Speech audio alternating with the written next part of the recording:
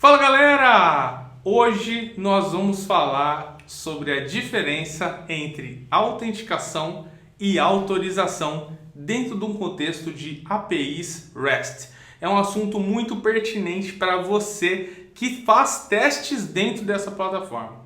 Então, para a gente não esquecer, autenticação é sobre quem você é, autorização é sobre o que você pode. Beleza, valeu, obrigado, de nada, até mais. Não é bem por aí. Vamos de exemplo que vai ficar extremamente simples. Imagina que você tem um endpoint em que você vai consultar um produto, por exemplo. E muitos dos nossos endpoints a gente precisa passar um token de acesso, a gente precisa se autenticar. Então, quando eu estiver passando esse token, ou se eu não passar ele, ou passar algum token inválido, eu vou receber um status code 401 de Not Authorized. Olha só que coisa interessante. O Not Authorized, se a gente for traduzir, ele é não autorizado. Mas na verdade, ele significa não autenticado, beleza? Então, autenticado quer dizer o quê? Que a nossa API sequer te reconhece, cara. Ou você não passou o token, ou você passou um token que ela nem entendeu. Então ela não te conhece, ela não sabe quem você é. Mas existe um outro ponto aqui que a gente vai falar sobre autorização. Como é que funciona essa parada aí, bro? Cara, antes de falar sobre isso, eu tenho que te falar uma coisa. Já pensou, cara, você chega para conversar com alguém e a pessoa fala, não te conheço. Bravo. Mano, isso é triste, velho. Bravo. Mas vamos lá. Quando a gente fala sobre não autorizado, nós estamos dizendo que você não tem a patente suficiente para acessar esse determinado recurso. Então a gente está falando do seguinte, estamos dizendo que você tentou buscar informações de algum lugar, sendo que essas informações não são autorizadas a você. Então em um caso como esse, nós podemos ver um exemplo muito simples de quando você tem lá a diferenciação entre o que administradores podem fazer e o que usuários comuns podem fazer. Então, geralmente você tem lá o administrador como sendo alguém que tem todo o poder, né? E quando alguém que não tem todo aquele poder tenta executar aquela mesma ação, é aquele exato momento onde você recebe um 403, que significa forbidden, ou seja, proibido. Então, como o nome diz, você não está permitindo acessar esse recurso. Então, é por isso que esse cara ele é separado, né, do 401. É por isso que a gente divide isso. Porque um deles, a aplicação nem sabe quem você é na fila do pão. E no outro, ela só está dizendo, cara, você não está autorizado a mexer nessas gavetas aí. Deixa isso daí quieto que você não tem essa permissão. Ô Júlio, mas pra gente fechar aqui, como é que funciona? Como que a aplicação sabe se eu sou um admin ou se eu sou um usuário? Mágica. Magic? Você já deve ter ouvido falar de JWT, não é? JWT é uma forma de criação de tokens, ok? Basicamente o que ela faz é, ela pega um objeto e ela gera uma chave de criptografia que vai omitir esse objeto. Então, quem conhece a chave de segurança consegue gerar esse objeto. E esse objeto pode ser descompactado desde que você tenha lá a biblioteca para fazer a descriptografia.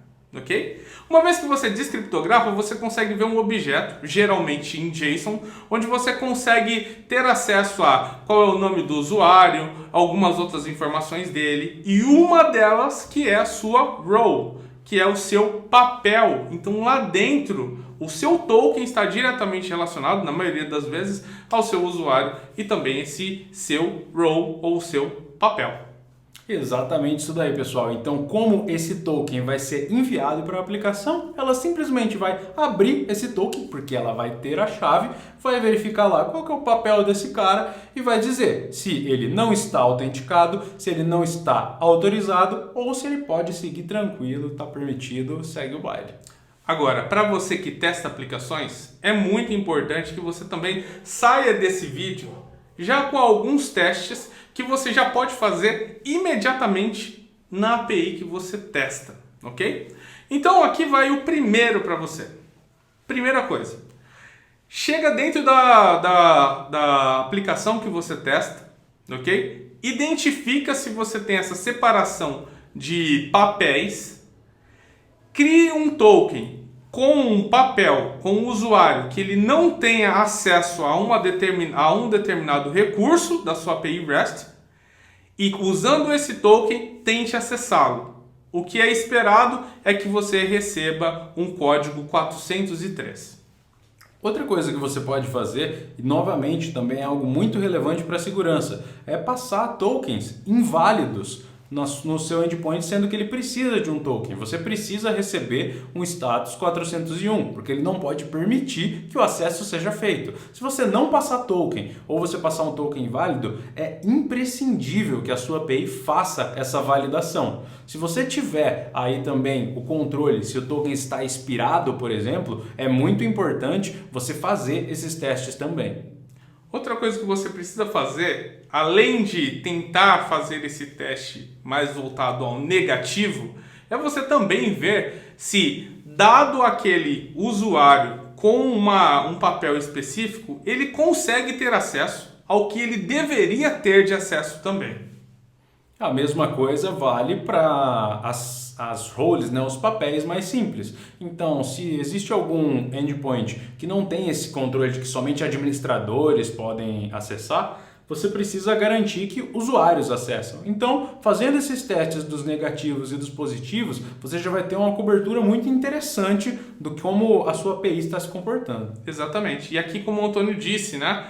Você tem uma cobertura. Então, se você tem vários níveis de acesso, esses vários níveis de acesso têm que estar dentro da estratégia de testes que você projetou para fazer dentro da sua API. Beleza?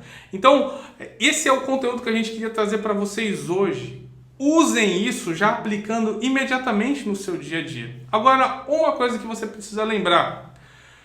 Quando a gente fala sobre conceito de aplicação de arquitetura REST, não existe um lugar cravado na pedra em um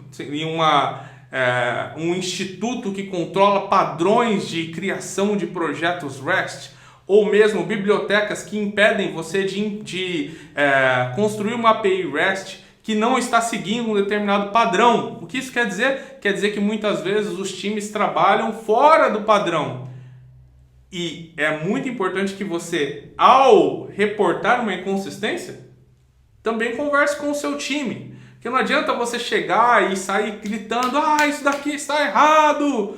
E seu time já tem um acerto interno de que eles não vão utilizar aquilo, você vai mais gerar problemas do que gerar soluções.